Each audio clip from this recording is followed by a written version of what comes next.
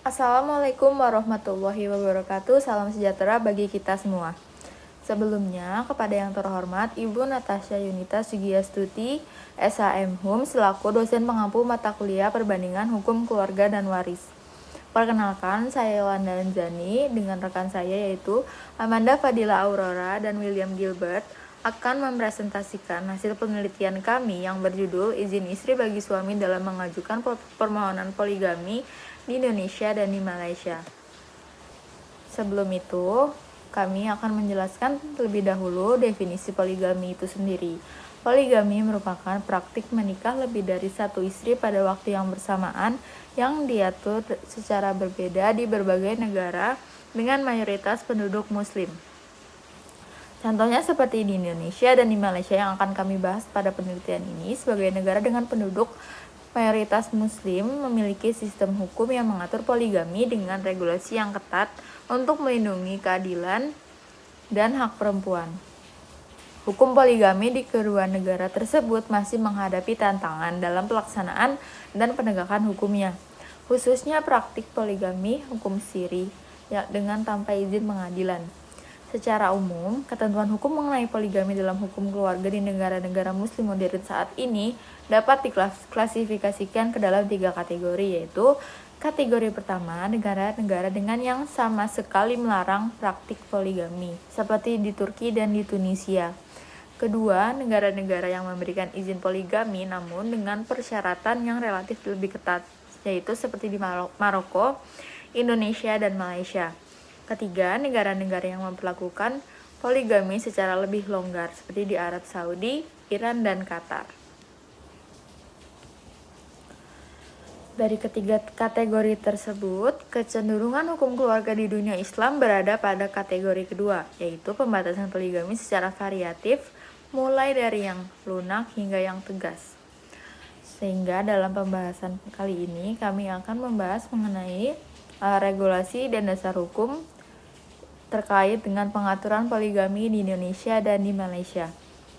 Seperti yang kita ketahui, di Indonesia, regulasi ini diatur di dalam Undang-Undang Nomor 1 Tahun 1974 tentang perkawinan, selanjutnya melalui Peraturan Pemerintah Nomor 9 Tahun 1975, serta Instruksi Presiden Nomor 1 Tahun 1991 tentang KHI, di mana seorang suami wajib mendapatkan izin dari pengadilan agama dengan persyaratan persetujuan istri, kemampuan ekonomi, serta alasan yang kuat, seperti istri tidak mampu menjalankan kewajibannya, cacat fisik, atau tidak dapat melahirkan keturunan.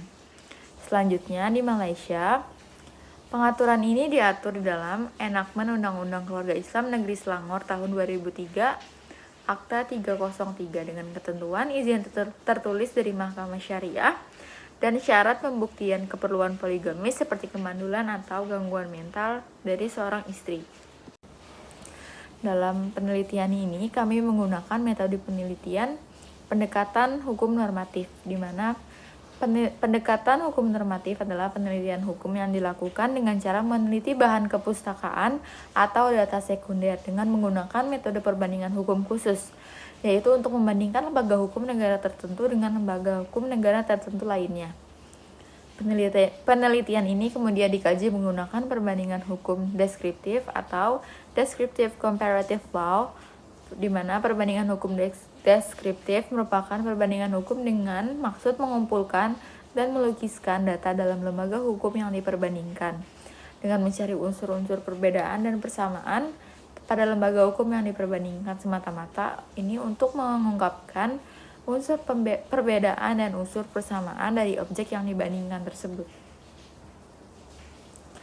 Di mana hasil penelitian dari penelitian kelompok kami menunjukkan bahwa terdapat persamaan aturan poligami di Indonesia dan juga di Malaysia, di mana kedua negara tersebut menetapkan bahwa suami yang hendak beristri lebih dari satu harus memperoleh izin dari pengadilan. Yang kedua, poligami dibatasi maksimal sampai 4 istri sesuai hukum syariah yang berlaku. Yang ketiga, di mana praktek poligami ini memerlukan persetujuan istri yang sudah ada dan bukti bahwa seorang suami itu mampu menafkahi istri dan anak secara adil. Yang terakhir, pengadilan menilai kelayakan permohonan poligami berdasarkan aspek ekonomi, sosial, dan kepatutan. Selain itu, terdapat juga perbedaan aturan poligami di antara kedua negara ini, di mana di Indonesia fokus aturan poligami ini adalah kemampuan ekonomi suami dan persetujuan istri dengan pertimbangan tambahan dari kondisi kesehatan istri. Sedangkan di Malaysia, Mahkamah Syariah menempatkan penekanan besar pada bukti kebutuhan poligami secara syariah dan risiko darar atau kerugian bagi istri yang sudah ada.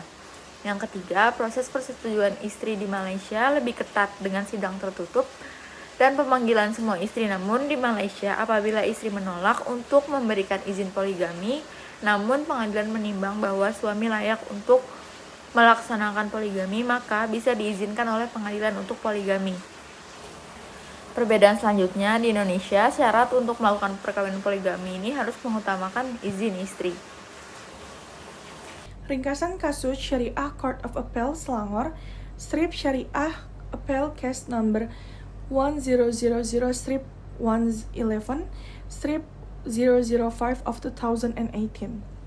Perkara ini diajukan di Mahkamah Rayuan Syariah Negeri Selangor, yaitu Syariah Court of Appeal Selangor. Pemohon dengan inisial HI sebagai appellant dan responden yaitu istrinya dengan inisial MA. HI dan MA menikah sekitar tahun 1999 dan dikaruniai oleh 2 orang anak. HI mengajukan permohonan poligami ke Mahkamah Tinggi Syariah pada tahun 2017. Dari permohonan mengajukan poligami ke Mahkamah Rayuan Syariah ini yang dilakukan oleh HI, kami menemukan permasalahan hukum, yaitu permohonan poligami diajukan oleh HI dengan alasan bahwa istrinya tidak dapat memenuhi nafkah batin dan pemohon tidak dapat membuktikan hal tersebut. Lalu, responden dengan inisial MA selaku istri dari pemohon memberi pandangan bahwa ia tidak setuju dengan permohonan poligami tersebut karena dapat menyebabkan, pertama, poligami tersebut akan menjatuhkan martabat dan marwah responden dan akan menyebabkan doror syar'i kepada responden. Yang kedua, responden mempunyai hasrat seksual yang tinggi dan pemohon sering gagal melayani kemauan seksual responden. Ketiga, komitmen pemohon lebih besar dari penghasilannya sehingga termohon tetap membantu atau menanggung sebagai komitmen pemohon. Lalu, putusan dan pertimbangan hakim. Mahkamah Rayuan Syariah Selangor menolak permohonan banding HI dan memberi putusan untuk menolak izin poligami dengan menimbang hal tersebut. Dengan menimbang hal berikut, yaitu pembuktian dalam permohonan poligami HI tidak dapat membuktikan mengapa poligami itu patut dan perlu sesuai dengan Section 23 Undang-Undang Keluarga Islam Negeri Selangor. Kedua, tidak ada alasan yang memenuhi Section 23 Undang-Undang Keluarga Islam Negeri Selangor, yaitu kemandulan, keuzuran jasmani, gangguan mental, atau penolakan pemulihan hak suami. Yang ketiga, tidak ada bukti medis maupun dokumen resmi untuk mendukung alasannya mengajukan poligami. Keempat,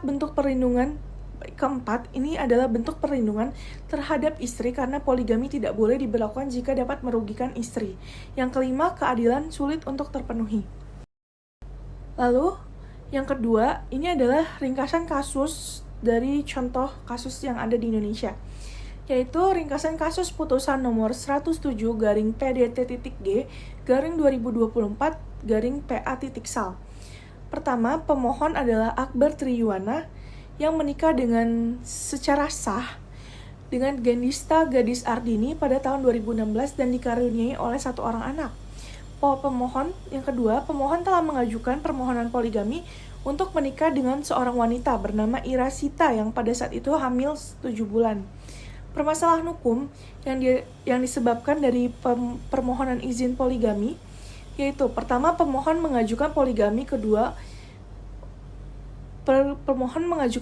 untuk mempertanggungjawabkan kehamilan calon istri kedua dan telah diberikan izin oleh istri pertama untuk dimadu. Yang kedua, pemohon menyatakan sanggup berlaku adil dan menafkahi kedua istri dengan memiliki penghasilan 2.300.000 dari pekerjaan di pabrik dan usaha sampingan. Lalu, berikut adalah pertimbangan hakim. Pertama, hakim menilai pemohon memang telah mendapatkan izin istri dari istri pertama serta memberi pernyataan akan bersikap adil.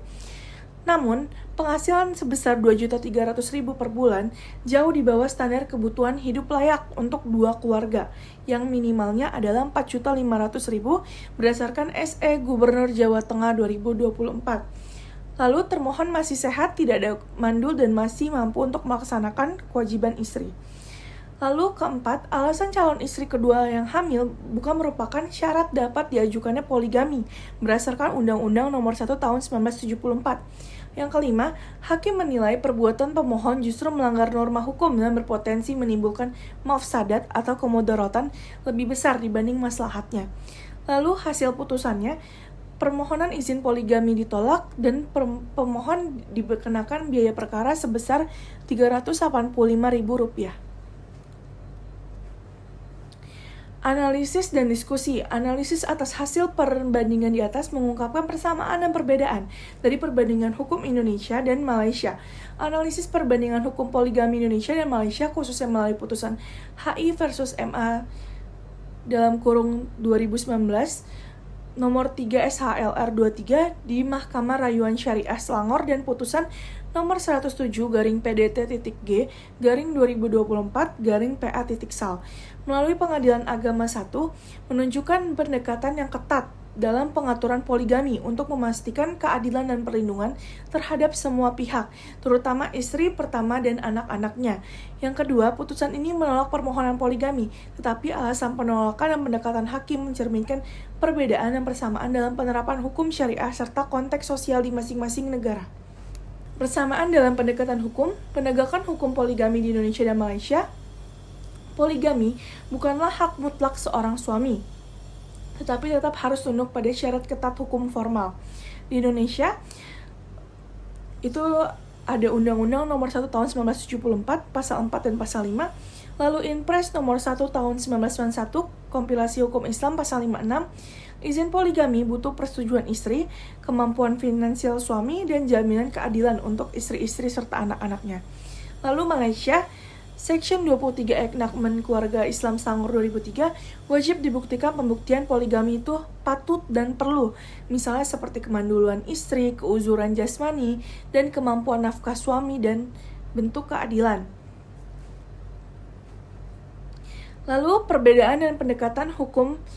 Pertama, Indonesia memfokuskan pada aspek kemampuan ekonomi seorang suami dalam memenuhi kebutuhan dua keluarga secara adil dan layak. Selanjutnya, Indonesia juga menyoroti pada kepatuhan norma hukum positif serta moralitas khususnya terkait ke kondisi calon istri kedua. Lalu, namun tetap menghindari legitimasi tindakan yang dianggap melanggar norma hukum atau moral walaupun ada izin istri pertama.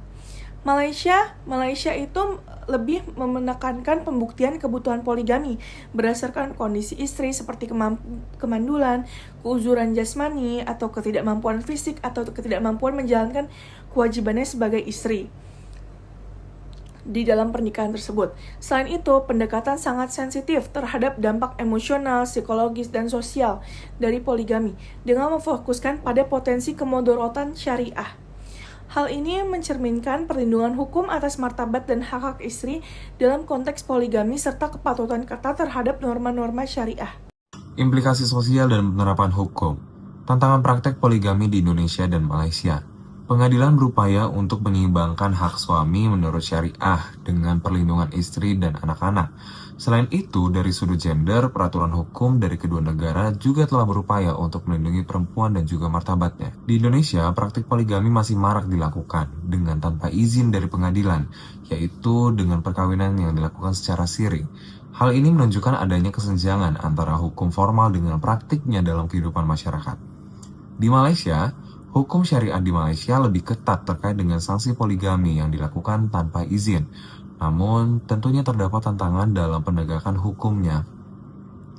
Pro dan kontra poligami di Indonesia. Menurut Nina Nurmila dalam bukunya yaitu Women, Islam, and Everyday Life yang dikeluarkan pada tahun 2009, poligami termasuk dalam sunnah Rasul yang dapat dilakukan dengan kondisi sosial tertentu, misalnya menikahi seorang janda namun tetap memperhatikan persetujuan istri dan keadilan dari segi finansial agar tidak merugikan. Poligami yang diatur sesuai dengan undang-undang perkawinan dan kompilasi hukum Islam tentunya bisa menjadi solusi sosial untuk mencegah persinahan. Sedangkan untuk kontra, menurut Vicky Irawan Zaini, seorang aktivis gender, mengkritik poligami sebagai praktik yang sering disalahgunakan untuk memenuhi hawa nafsu pria, bukan tujuan sosial ataupun agama. Poligami tanpa izin pengadilan di Indonesia dianggap menciptakan ketidakadilan bagi istri dan anak, seperti masalah nafkah dan waris. Aktivis feminis menilai poligami bertentangan dengan kesetaraan dan memperburuk ketimpangan sosial, terutama bagi masyarakat miskin. Pro dan kontra poligami di Malaysia. Untuk bagian pro, menurut Miriam Zatzen, pada tahun 2008, seorang antropolog yang meneliti poligami di Malaysia berpendapat bahwa poligami sering menjadi simbol status sosial dan agama di kalangan elit urban Malaysia. Poligami dianggap cara pria kaya menunjukkan kesolehan agama dan kekuasaan sosial. Dalam masyarakat konservatif Malaysia, poligami adalah sah secara syariah jika ada izin pengadilan dan keadilan terpenuhi. Beberapa wanita menerima poligami sebagai bentuk perlindungan ekonomi, terutama janda dan perempuan yang kurang mampu. Untuk kontra, Sisters in Islam or SIS kritis terhadap poligami terhadap tentunya dampak negatif pada perempuan, terutama istri pertama. Poligami sering menyebabkan trauma finansial, emosional, dan juga psikologis bagi istri dan anak. Survei SIS di tahun 2019 menunjukkan 44% istri pertama harus bekerja ekstra karena kekurangan nafkah dan banyak mengalami penurunan kesejahteraan emosional. SIS juga menilai syarat keadilan sulit tercapai dalam praktik poligami modern akibat ketimpangan ekonomi dan emosional antara istri. Kesimpulannya adalah, penelitian perbandingan hukum poligami di Indonesia dan Malaysia menunjukkan bahwa kedua negara menerapkan aturan yang ketat dengan persyaratan izin pengadilan, kemampuan finansial suami, dan keadilan antar istri, serta batas maksimal 4 istri sesuai dengan syariat Islam. Perbedaan utama terletak pada fokus penolakan. Indonesia menitikberatkan aspek ekonomi dan potensi kemudaratan, sedangkan Malaysia lebih menekankan kebutuhan syar'i seperti kemandulan dan juga perlindungan martabat istri. Meskipun putusan pengadilan menolak poligami yang tidak memenuhi syarat hukum sebagai upaya perlindungan perempuan, praktik poligami tanpa izin pengadilan dan istri sah masih marak di kedua negara, menunjukkan kesenjangan antara hukum formal dan juga penerapannya dalam praktik kehidupan masyarakat sosial. Penelitian ini menegaskan bahwa pentingnya reformasi hukum, penegakan yang lebih ketat dalam kehidupan masyarakat, dan juga edukasi masyarakat untuk melindungi hak dan juga martabat perempuan serta anak-anak dalam konteks poligami modern. Sekian dari presentasi kami. Apabila terdapat kekurangan dalam penyampaian dan juga materi, kami mohon maaf dan kiranya presentasi ini juga dapat memberikan manfaat bagi kita semua. Sekian dan terima kasih.